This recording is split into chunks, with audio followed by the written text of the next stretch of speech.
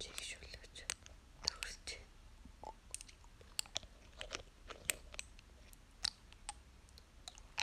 би нураа цэвэрлэхдээ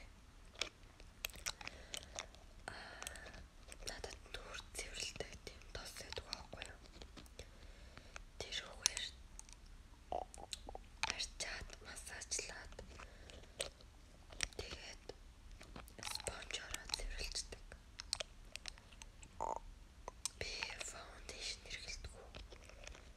Хаяа өмсгөө боддог. Ер нь аль нэг нүрээ боддоггүй яад гэвэл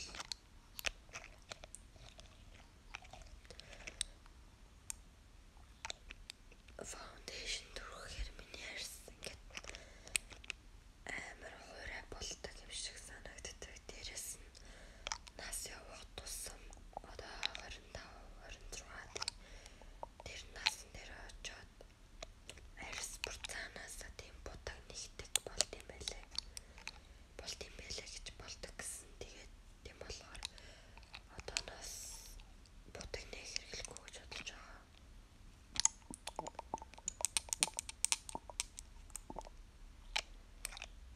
Тэгээд залуу байгаа юм чинь өөрийнхөө арьсаар л гоё болгоё.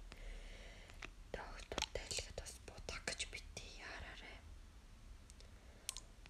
Одоо жишээ нь тэн ч юм уу те янз бүрийн юм түрхэд ахаар нүүр бүр цаанаасаа тийм будагныхаа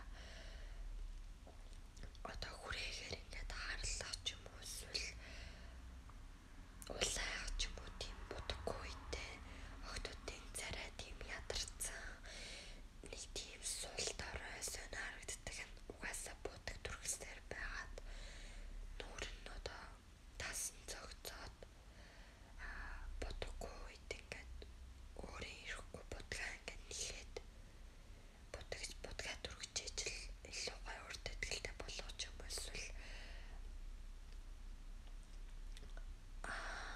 үгүй тийм юм шиг надад санагддаг болохоор би аль болох будаггүй байвал илүү залуунаас нь дээр ах гэж бодож байна. Би өмнөөс янз бүрийн фаундейшн тэгэл янз янзын түрхтгэлээс л та. Тэгвэл тэгээд тэрийг түрхэхэд дараа нь будгаа арилгаад ингээд 1-2 хоногоор яагаад ч юм ингээд нүүр сул доор харагдаад нэг үтцэн үе шиг санаа. Энд хөгөрцөн ч улааж мулаагаад элдв янзын сэвэг толгод маань бүр гэрэлдэж харагдаад будгаа түрхэхээр л тэр нарилал. Одоо би будаггүй байгаад ахаар нөгөө толгом соргомоор өөр хаяанда алга болоод будаггүй царай маань илүү ингээд тэрнтэй тасан цогцоод ирүүлээр гой натурал тийм гоё болж эхэлж байгаа. Тэгээ би ийм ярьжсэн шүү дээ. Би тийм нүүр цэвэрлжээд дараа нь болохоор дараа нь усаар ваагаад тэгээд өөрөөр нь хатаадаг усаа ерөөсөө усаа нураа хачаад арчихгүй өөрөөр нь хатаавал илүү сайн байдаг. Тэгээд тэгснийхаа дараа би тонер хэрэглэдэг. Тонерал маш гоё чигшүүлж өгдөг. Эсвэл энэ чигшүүлэгч гэдэг инсолокс. ASMR бичлэгэн дээр хүмүүс амар ашигладаг шүү дээ. Одоо сонсороо.